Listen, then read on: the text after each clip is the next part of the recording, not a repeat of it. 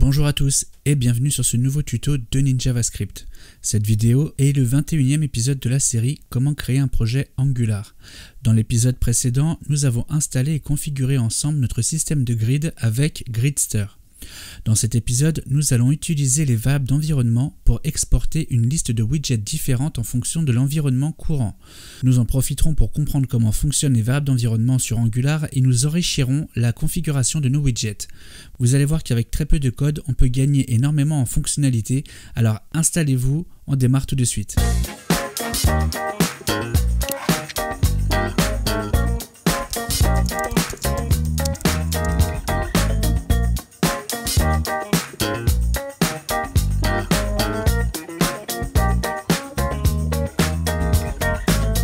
L'objectif numéro 1 de cette session de code est de donner la possibilité à nos futurs utilisateurs de Dashing.js2 de configurer et personnaliser leur dashboard et leur liste de widgets via un simple fichier de configuration mais qui sera scalable.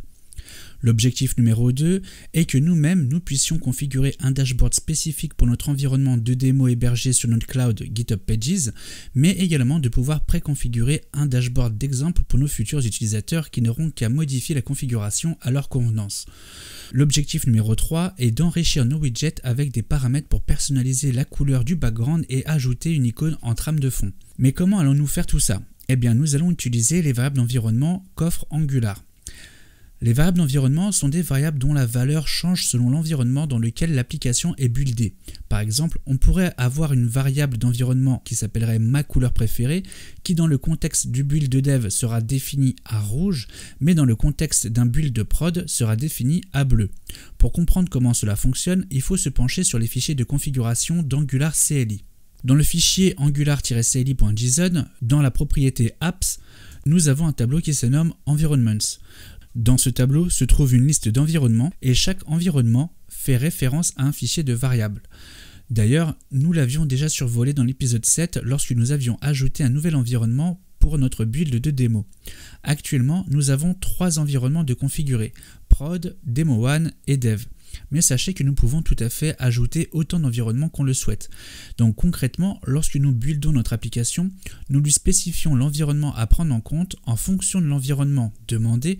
Lorsque nous voudrons accéder aux variables contenues dans le fichier de l'environnement courant, les variables auront pour valeur celles définies dans le fichier attaché à cet environnement. Grâce à cela, nous pourrons configurer un dashboard différent pour chaque environnement. Donc, pour configurer la liste des widgets de notre dashboard, c'est l'idéal. Maintenant que vous connaissez le plan, il n'y a plus qu'à. Donc, on va reprendre de là où on en était dans l'épisode précédent. Donc, petit rappel sur l'environnement de développement. En haut à gauche, on a notre IDE PHP Storm qui est ouvert sur notre projet Dashing.js2. Ensuite, à droite, on a un premier terminal qui va nous servir pour exécuter nos lignes de commande pour pouvoir générer des interfaces, des classes, des components, des modules, etc. etc. Ensuite, en bas à droite, nous avons un deuxième terminal où nous avons lancé notre serveur avec la commande ngserve qui a lancé notre application dans Node.js. Et notre application est ouverte ici en bas à gauche dans Chrome à l'adresse localhost port 4200/dashboard. Et on voit le résultat de notre dashboard avec la dernière mise en place de Gridster. Donc, on retourne dans PHP Storm. La première chose à faire, c'est d'aller ouvrir notre dossier dashboard et notre component qui s'y trouve dedans. Et on voit dedans qu'on avait configuré donc notre liste d'items temporaire dans une variable qui s'appelait items. Et l'objectif donc ce sera d'enlever cette configuration d'ici pour pouvoir la coller dans notre fichier de variable d'environnement. Alors justement, le fichier de variable d'environnement, il se trouve ici. On a 3 fichiers, un pour le demo1, un pour prod, un pour dev. Donc on va ouvrir celui de dev et on voit que dedans nous n'avons qu'une seule propriété qui est production, qui est un boolean et qui permet d'indiquer à Angular CLI si lorsque du build il va devoir compiler nos fichiers de façon optimisée ou non en fonction de notre environnement, si on est en prod ou pas. Donc on retourne sur notre component. Donc pour pouvoir exporter cette liste-là, dans Environment, on va devoir créer une constante. Mais cette constante, on va devoir la typer. Et pour la typer, il va falloir que l'on crée une interface de typage. Donc pour ça, on va dans notre terminal et on va commencer à générer notre première interface avec un ng generate interface. Dans notre dossier dashboard / interface au pluriel. Et notre interface s'appellera Dashing.js2config. Donc en mettant le C en majuscule, cela va permettre à Angular CLI de créer un fichier qui s'appellera du type dashing.js2-config. Voilà, et il vient d'être généré. Donc on va aller voir ce que ça donne dans PHP Storm. Donc on va dans notre dossier dashboard. Là on voit un nouveau dossier avec notre fichier dedans, dashing.js2-config.ts. Donc on va l'ouvrir. Et là, voilà, on a un export d'interface qui s'appelle dashing.js2-config. Donc dedans, on va rajouter une propriété qui s'appellera items et qui sera de type array. Et cet array contiendra des gridster items. En tout cas pour le moment. Voilà. Donc maintenant que l'on a notre type, on va pouvoir aller dans environnement et créer notre constante.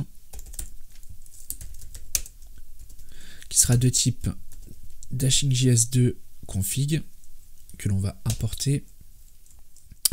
Et du coup, dedans, on va pouvoir y mettre notre propriété items qui sera donc un array. Ensuite, on va renommer juste la constante pour pas qu'elle ait le même nom que l'interface. On va juste renommer la première lettre en minuscule. Et ensuite, dans notre constante d'environnement, on va rajouter une propriété qui s'appellera dashing.js2-config et on y colle dedans notre dashing.js2-config. Donc on va alimenter nos items ici avec la liste des items qu'on avait configurés dans Dashboard Component. Donc on récupère cette liste.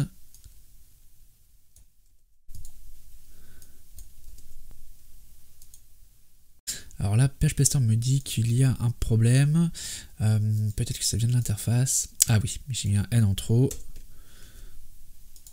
Voilà, parfait. Donc du coup, nos éléments à l'intérieur d'items sont considérés comme étant des gridster items.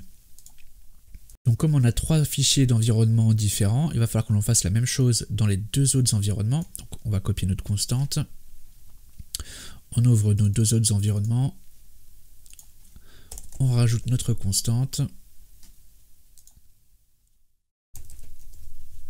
Donc pour l'instant, on laissera la même configuration pour tous. On les changera plus tard. Et dedans, on y colle notre propriété. Voilà. Donc maintenant, ce qu'il va falloir faire, c'est pouvoir récupérer cette configuration via l'environnement dans dashboard.component. Donc pour ça, item ne sera plus égal à ce tableau-là, mais il sera plutôt égal à environment. On va l'importer. Hop. Ensuite, dashing.js2, config. Et dedans, on va prendre la liste des items. Voilà. Donc là, on va pouvoir tester notre navigateur et on ne devrait pas constater de changement. Donc on va dans Chrome. Voilà.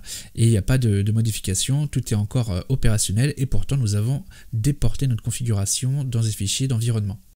Donc maintenant, ce qu'on va faire, c'est qu'on va en profiter pour surcharger un peu notre configuration et ajouter un petit peu de style à nos widgets. Enfin, en tout cas, à nos faux widgets. Donc pour ça, on retourne dans Environnement. Et ici, on va éditer ce tableau pour lui rajouter des propriétés. Alors, on va lui rajouter une propriété qui s'appellera widget. Mais cette propriété n'est pas une propriété de gridster item. Donc du coup, pour l'instant, on va créer un objet vide dedans. Donc du coup, notre interface qui se trouve ici et qui dit que item comporte une liste d'arrays gridster item, en fait, c'est une mauvaise déclaration. Donc ce qu'il va falloir faire, c'est qu'on crée une deuxième interface pour créer nous-mêmes notre propre gridster item qui sera en fait une extension de gridster item.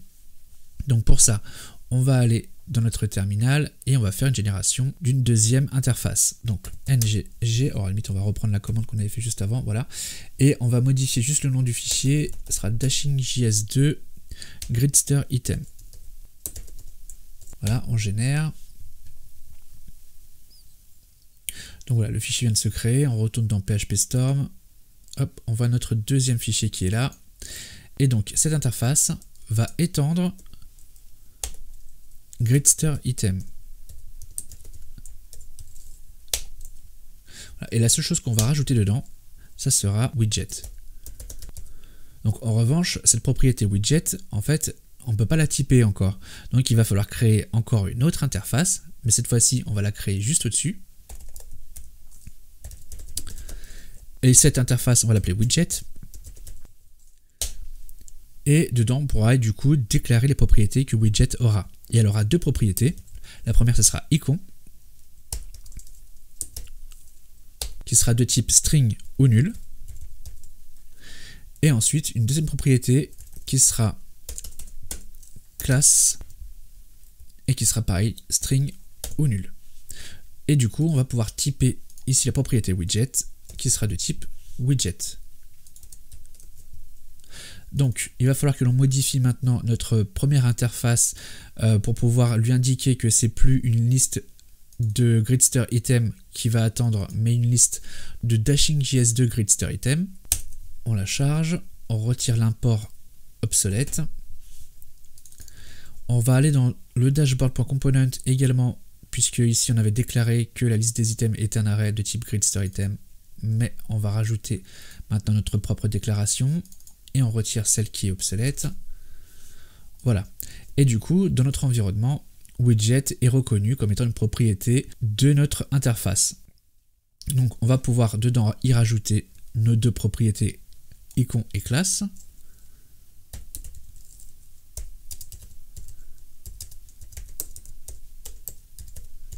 Qui par défaut seront un nul pour le moment.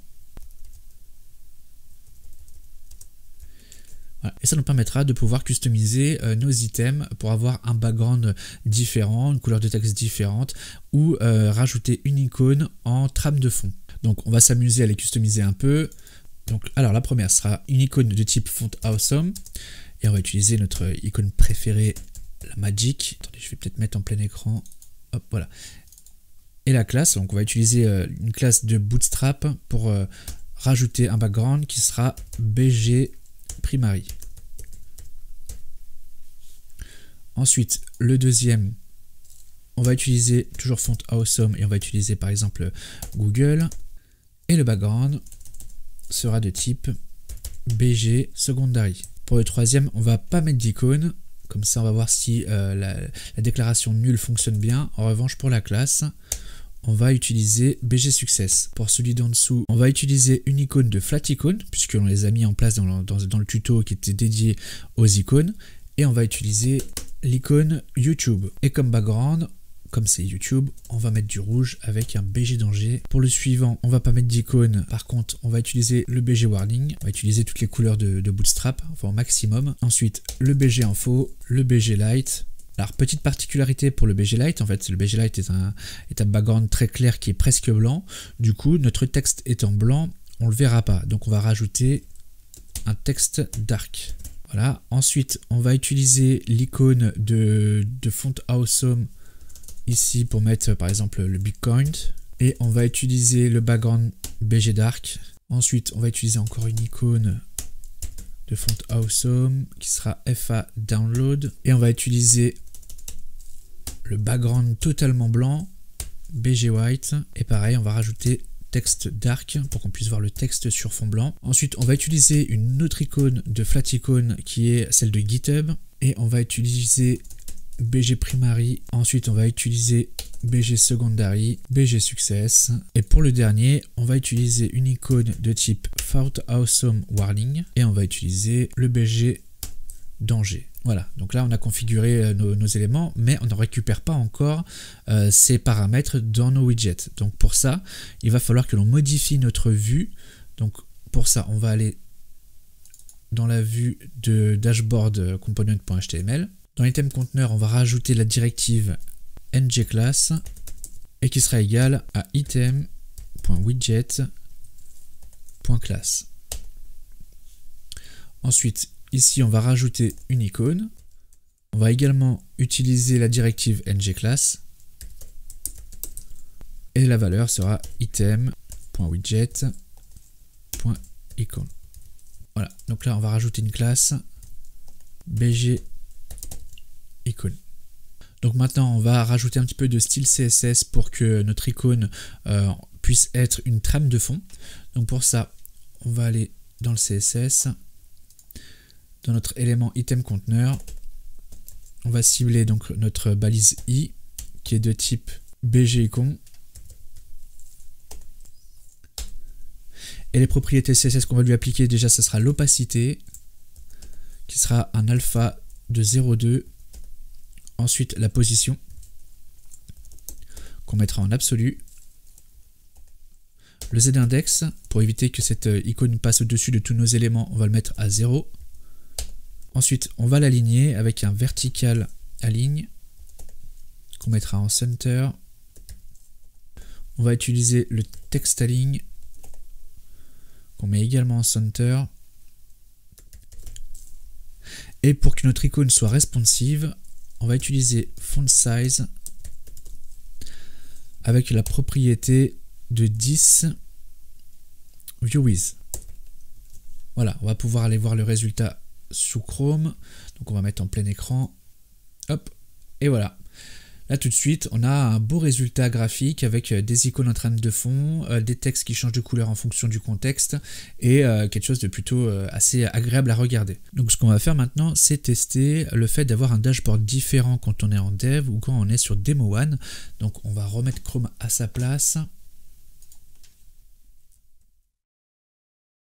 On retourne sur PHP Storm, on va dans nos variables d'environnement. Donc on va récupérer notre nouvelle config que l'on va coller dans Demo One et dans Prod.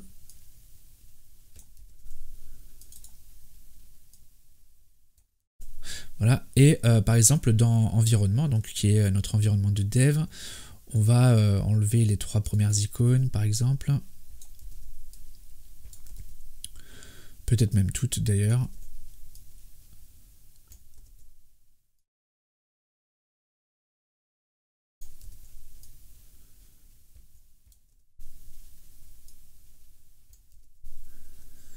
Et on va enlever quelques backgrounds.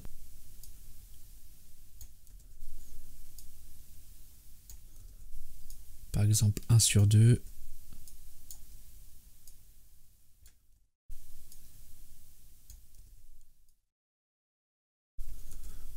Voilà, on va voir le résultat sous Chrome. Voilà, donc je ne mets pas en plein écran, hein, on a compris le concept. En gros, j'ai désactivé les icônes et j'ai mis un background color sur un item sur 2. Et par défaut, donc on a notre background en gris foncé. Maintenant, on va stopper notre serveur, donc on va dans notre terminal à droite. Donc je le stoppe avec un CTRL-C et on va le relancer avec un ngserve -E pour lui spécifier l'environnement que l'on veut du coup lancer, et ça sera Demo One. Et du coup on retourne sous Chrome, hop, et on attend que le serveur se lance et qu'il rafraîchisse Chrome, et on va voir que Chrome du coup va avoir une autre configuration, et c'est celle qu'on avait prédéfinie tout à l'heure. Voilà, là il vient de se lancer, donc ça n'a pas tardé à se rafraîchir, et voilà. Du coup on a 2 configurations différentes pour 2 environnements différents, et on pourra en créer autant que l'on veut. Donc maintenant, ce qui nous reste à faire, c'est nettoyer notre code avec Prettier, même s'il se lance évidemment en pré-commit, mais c'est toujours bon de le faire soi-même. Ensuite, on fait un commit avec le bon message qui va bien, on fait une pull request, mais tout ça, vous l'avez vu dans les épisodes précédents. Voilà, cette vidéo est maintenant terminée. Comme d'habitude, je vous mets en description tous les liens utiles. N'hésitez pas à me laisser un commentaire si vous avez des questions. J'espère que ce tuto vous a plu, et si c'est le cas, dites-le moi en cliquant sur le petit pouce like. C'est un petit encouragement qui ne coûte rien, mais qui me donne la motivation de faire encore plus de vidéos. Vous pouvez également vous abonner à la chaîne pour rester informé des prochains tutos. Dans le prochain épisode, nous allons créer notre premier widget, et le niveau va monter d'un cran car nous allons développer notre système d'injection de composants dynamiques. Merci à tous pour le visionnage, et je vous donne rendez-vous dans la prochaine vidéo.